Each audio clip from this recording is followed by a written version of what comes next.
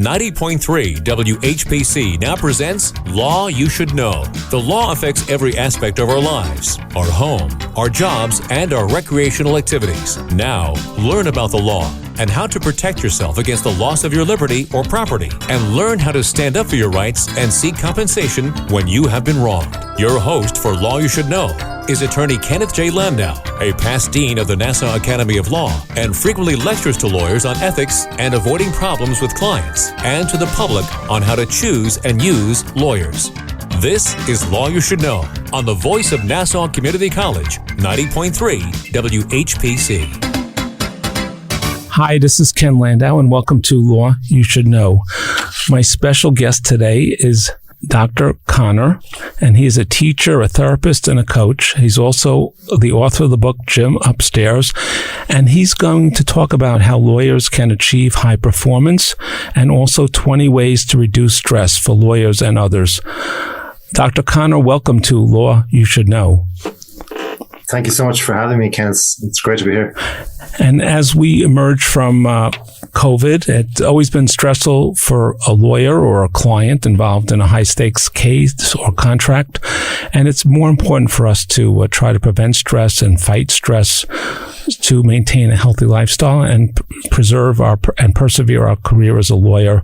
So as lawyers go through a stressful day, why is breathing properly so important, and how can lawyers do a better job of that? Absolutely. And just before I kind of get to that, you mentioned prevent stress and then fight stress. And I think that preventing is the most important thing.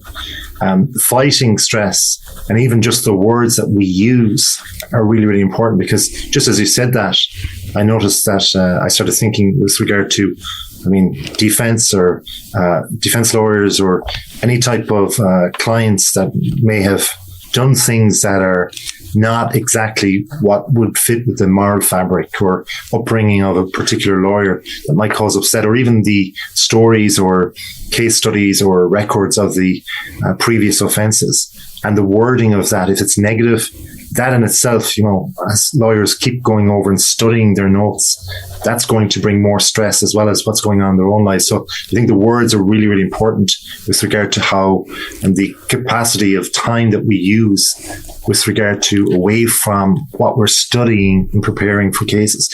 But just going on forward then to with regard to the breathing, it's so, so important. In fact, I think if we, throughout this particular podcast, that if we look at everything that we're discussing and just encapsulate it in the breathing, that's so, so important.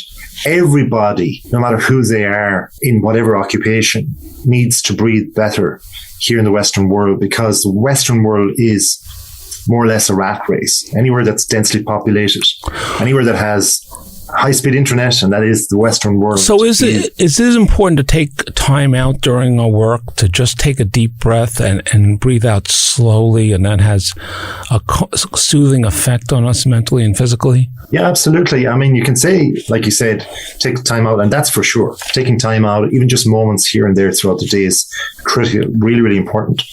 But prevent the need for a timeout. Rather, use the timeout as a bonus, where you can just literally create and innovate.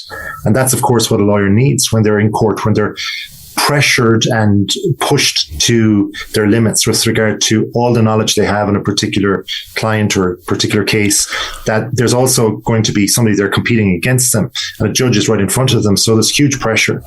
And so to be able to create and use those timeouts to be innovative with your thinking, and to be able to see it from the other point of view, and to be able to kind of have a trick up your sleeve as such as well. But ordinarily with your breathing, there's a huge amount out there online with regard to breathing.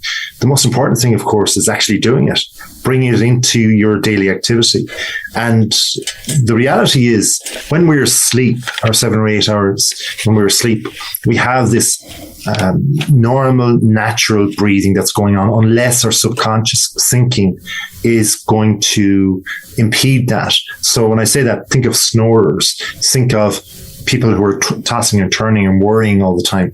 So again, all the areas of your life, like you said, timeouts, the things that you do, your quality time, your time with your family, your exercise, etc., outside of your study for the case or preparation for that case, or even when you're in court, is really, really important, because it's all feeding in to that sleep and restful state, which is essentially making you able to pivot when the pressure is on. So once we can get the breathing correct in the conscious waking hours, and as I said, there's so many different breathing techniques out there, and they're all so great. But if you simplify it and just think of the constant breath in to the same beat and the same count as a breath out, intake and outtake. Yeah. I know they have a lot of information to convey to our listeners, and there's more information available on your website and on your book. But for purposes of just giving them a brief introduction to some of your tips, that would work best for this format. So are there also short physical exercises that a lawyer or a person in a high-stress job can do at the beginning of the day or periodically throughout the day? Absolutely. I think at the start of the day, it's really important for our brains to wake up as well as our bodies. And so often when we wake up, we might wait in the morning and kind of lie in bed for a minute or two, or wait for the snooze alarm. And especially if you're preparing for court, or that particular day you have to perform, and you might be mentally going through things in your head, maybe up late the previous night or between particular cases and so on. And so it's really important to wake up just by doing upper body, simple conscious exercise in the upper body, like press-ups, pull-ups, things like that. They enliven the brain, make it sharper, more so than the lower body as well. And if someone has a chance to take a little walk in the morning or at lunchtime, or be in between high pressure situations, is that also good for them mentally and physically? Absolutely. And the thing about it is you can recalibrate your breathing with your walk as well. And just even if the most pressurable situation occurs, even if you feel that's it, the case is over, like I said, if you take out like 2 minutes and just go outside a lap of the courthouse, whatever else, up and down the block, and just walk 100 strides, 50 strides, and to the count of your left and right stride, intake and exhale, then inhale and exhale with your breathing. That recalibrates your breathing so it's more consistent, and so your thoughts will flow. So essentially all the study you've done, all the information you have is there. It will flow out when it needs to flow out, so long as then you can keep the moments to be, pivoting to any kind of objections or anything in court. That's when you're a step ahead then of the competition. And what about also having a supportive legal friend? If you're a law student, maybe have a law student friend, or if you're a student, have some students, or whatever field you're in. Just have a colleague you can consult with, bounce ideas off, share some of your challenges, see what they would do or what they've done in similar situations. Absolutely. I mean, the reality is, especially for younger lawyers, we're going to have, and students as well, we're going to have this dependence on technology and speaking and texting to people. But there's nothing like having somebody in person with you, especially if the pressure is on in a high, competitive situation. If you can have that lawyer, just to have a cup of coffee with them, to be able to even take that walk that we mentioned already with them, just to recalibrate your thoughts, to bounce things off, just to offload in person.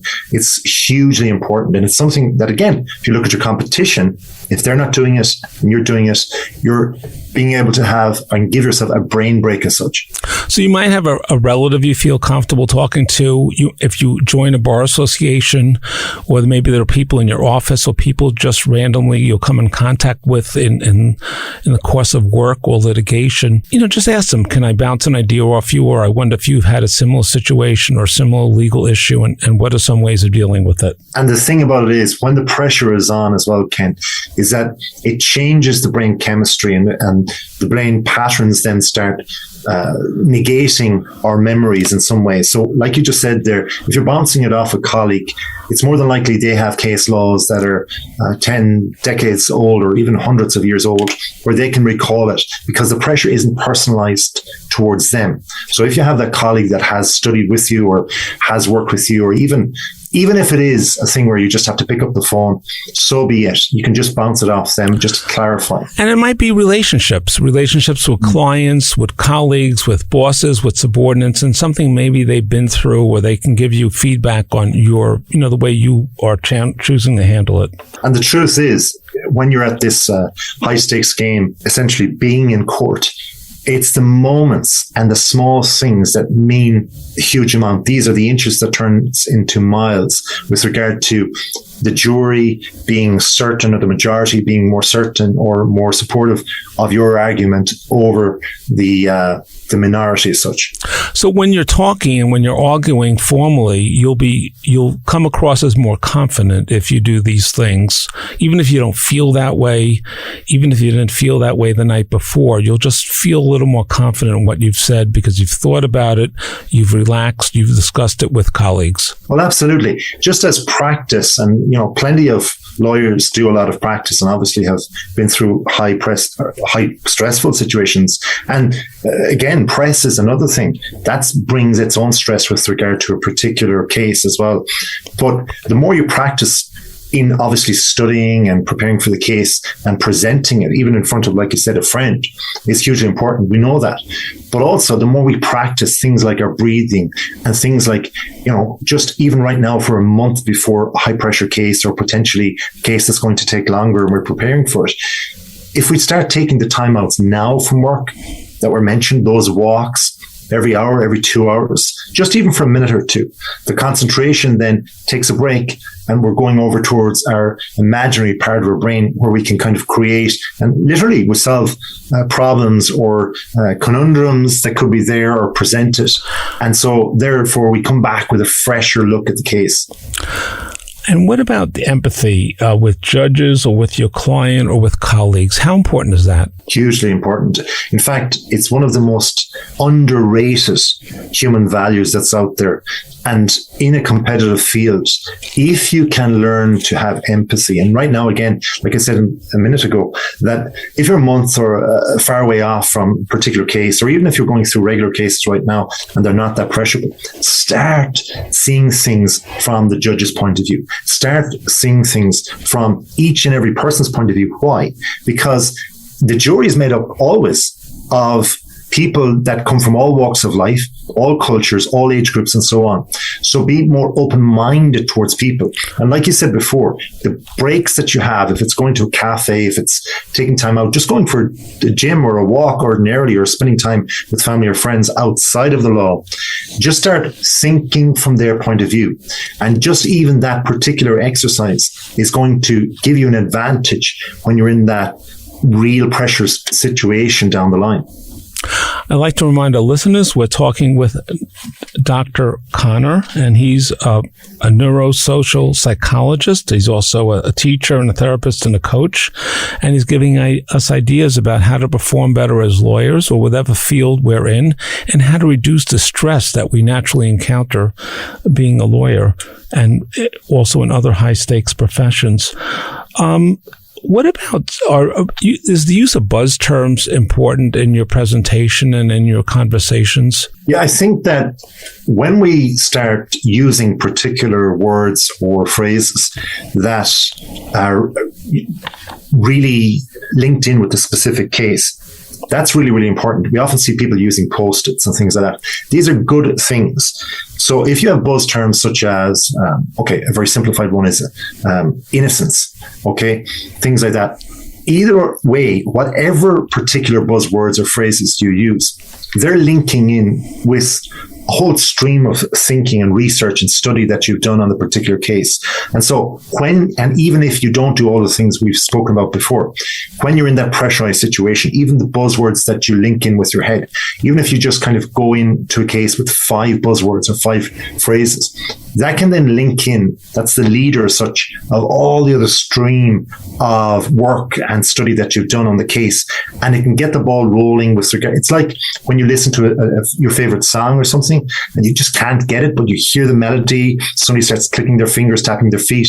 And suddenly, if somebody gave you the one word at the start, bang, suddenly the whole thing flows and opens up. So when you're in the pressurized situation, if you have a handful of words and buzz terms for you just to get the ball rolling, then certainly it will get you over that. And that's where you can start breathing then as well, once you're into your flow. And you also may get excited about that, those buzz terms, and get the judge and jury to feel your excitement and your spin on it and the importance of it, and why these, if they analyze your issues in terms of those buzzwords, they'll agree with you. Well, absolutely. And the thing about excitement, and we talk about nervousness and the stress that's in between. Think about excitement and nervousness as two sides to the one coin. So what do you do with a coin? You just flip it. So you can flip it with one breath, regulating yourself, buzzwords like said. These simple techniques will essentially change your whole appearance when the pressure is on. And so on, once you have the work done, preparation done, you know how you're going to play it. It will all come to you like a song. You'll be in flow once you just flick that coin in that regard. And I also used to like to feel like I was entering on the entrance ramp to a highway. And just for those few seconds, I was a little nervous and just getting up to speed. But then when I entered the highway, I could just coast and maintain my speed and get through my presentation. Well, absolutely. The nervous system does not know any different, as I said, from the two sides of the coin, the nervousness and the excitement. So you can flip it. Remember, you have the control to flip it with these techniques. And you can fake it. It may feel nervous to you, but it may feel excitement and persuasiveness to the judge or jury. Well, absolutely. You can cognitively lie to ourselves in the short term. Now, in the long term, we can't do that. And we know criminals have often lied to themselves and suddenly they don't get away with things in the long term. But in the short term, you can trick yourself. And with regard to what you said there, the buzzwords, you can use one of those just to trick yourself. So even if something does come up, that pressurized situation, maybe my tick or the way I grin when I get nervous in front of a judge or whatever else, if you're conscious of your idiosyncrasies, and everybody has something, you can also change them with regard to buzzwords, even just in your mind's eye. Just things, if you visualize things and then link it to a word, and then they can also get you over that, get you into the breathing pattern, and also that triggers the memory as well. So our brain is quite complicated, but we can kind of get out in front of it in that regard. And what about in terms of dress? What are some colors to avoid in court, or maybe some good colors to wear? For sure, we need to generally avoid the reds. So if we think of red and maroons as such, more of being appetizing, we know that wine, restaurants, cafes, things like that, often have reds or maroons, and they do make people feel hungry in one way. But we also know that a real bright red, can make people feel angry. So we don't want to anger people as such if we're debating or if we're trying to win. And we don't know who's perceiving that as well. So we don't know if the judge or the jury, but again, the jury, because they're made up of so many different people, red is a real no-no. So are there good colors that will make us seem more serious, that will give us more confident? Yeah. So if you used a bluish type color, it generally conveys trust. So if you're going in, if you think about your competitor in the courthouse, you're coming in with a blue, nice sky blue shirt, and your competitor comes in even with a stripe of red, you're already in an advantageous position. So you want something that stands out a little bit, that goes with you, and also conveys credibility and trust. Absolutely. So if we can, as we all know, present ourselves professionally, but also avoid as well. The other thing is, as well as the colors, the shapes. It is worth investing in a stylist if you're trying to get more cases, get more clients, and down the road, if you want to become more serious or do more high-profile cases. It's an investment in your, as much as your fitness and your health and your well-being. It's good to get an image consultant to come in, check out the shape of your body.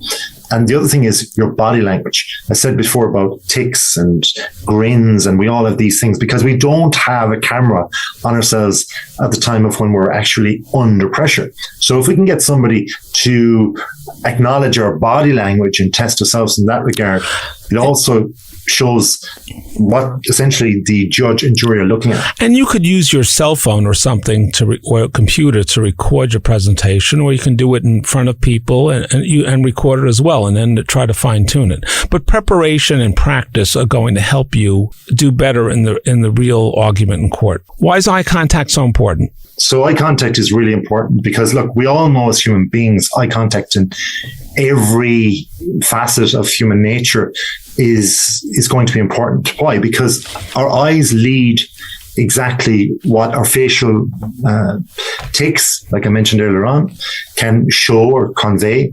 Our facial language as well, how we grin, how we particularly use our facial expressions. And again, like I said before, yes, you can record things, but once you're under pressure, it's different.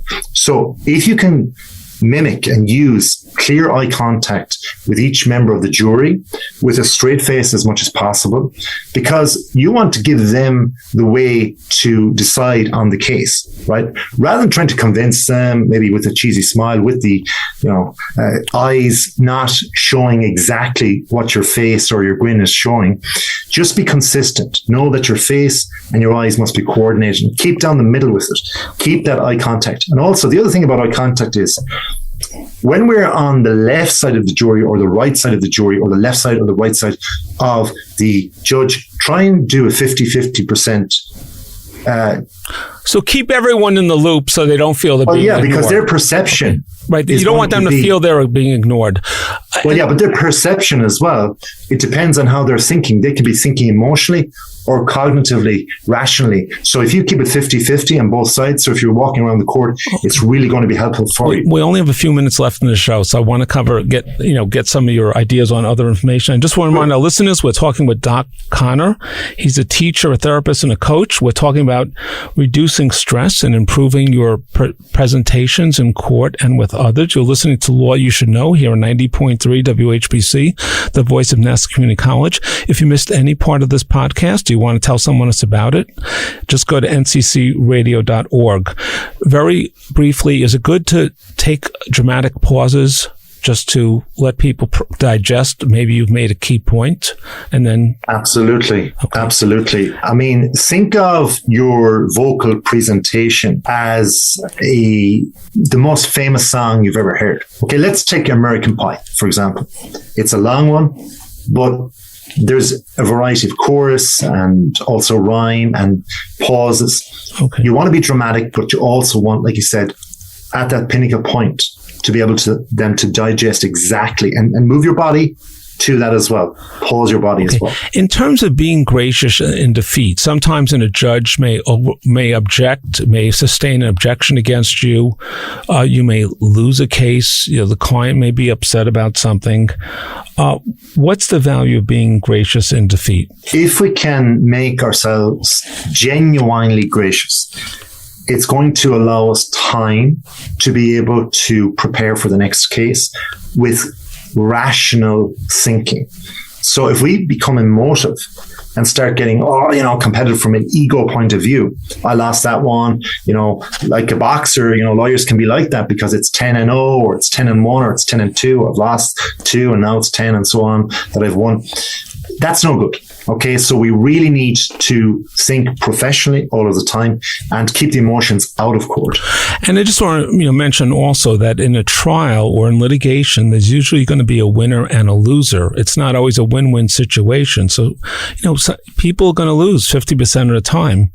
And sometimes the facts or the law are not in your favor, and sometimes the judge doesn't see your point of view. And there could be avenues for appeal, but you may have better facts and better arguments and better court cases supporting you in the next case. Well, the thing about it is it's a long career. And like if we go back to the earlier point, the earlier technique of breathing, you have a long life. So prepare as you mean to go along. And some cases are going to be more successful than others, and the odds will be with you. Just tell us about your book for a moment, and then also what information you have on your website. For sure, yeah. Thanks. So it's called the gym upstairs. So if we think of the physical gym, the body, we work out a lot. We also have to work our minds and our brains. So that's why we refer a lot to the brain there and our mental performance. Now, this particular book is set with regard to professional sports. There's a lot of interviews with professional sports people across the NBA, NFL, MLB, and so on, Olympians. But law is a competitive field. It's 1 versus 1. And so there's a lot of techniques and strategies, science-based and neuroscience-based techniques and strategies right there that you can use within your practice right now. If you're growing your practice, if you're starting off, either or, you can use these strategies. And so the book is organized, the Gym Upstairs book is organized in a way where if you just even flick through, you'll see those techniques and strategies. So just give us what kind of topics do you cover there, so that might be of special interest to lawyers and other business people? Yeah, so a lot of mental performance topics with regard to visualization, where it came from, how best to do it, your breathing, we touched on it here today. Empathy is definitely touched on there, and how you can use it, and there's techniques for that as well. Also, with regard to affirmations, there's a whole bunch of stuff there. Practically 18 or 19 chapters, and each chapter there's techniques. So you're talking well over 20 techniques. And what information, tell us your website. Yeah, my website is docconnor.com. That's DOCCONOR. So that's docconnor.com. Easy enough to remember. And there you'll see a link to, there's a bunch of free stuff there, by the way. And some of the things that you said as well with regard to pressure and stress and anxiety can be the formation of that. I have courses, there's free courses on the free section of the website. It's easy enough to find. And docconnor.com. Okay, and what final words of wisdom do you have for lawyers who are, going to a meeting with clients, a meeting with their boss, a meeting with other opposing counsel? What are some things for them to keep in mind? And as they're, maybe in a heated discussion, is it better to take a moment, think about things, or say they'll get back to them shortly rather than going in the heat of the moment unless they have to? I think the greatest thing to keep in mind is the philosophy of the law is second to your particular life, because everybody gets so wound up in high stakes competition, and the law is that. And the ability to be able to get high class clients or cases and to be able to have more fame and fortune with that, that's fantastic. But if everybody's doing that, if you lay back and just do that professionally, yes, but also have your life and go slower in your life, you'll get ahead. It's not a rat race for you if you make sure that it's a longer marathon. I'd like to thank Doc Connor for being our guest on Law You Should Know and giving us ideas about reducing stress and improving performance as a lawyer. His website is DOCCONOR, and you've heard about the information there. And I'd like to remind you, you can, if you've missed this, you want to tell a friend about it, you can go to nccradio.org for a copy of the podcast of today's program or many others about the law. And please join us next week at this same time on Law You Should Know.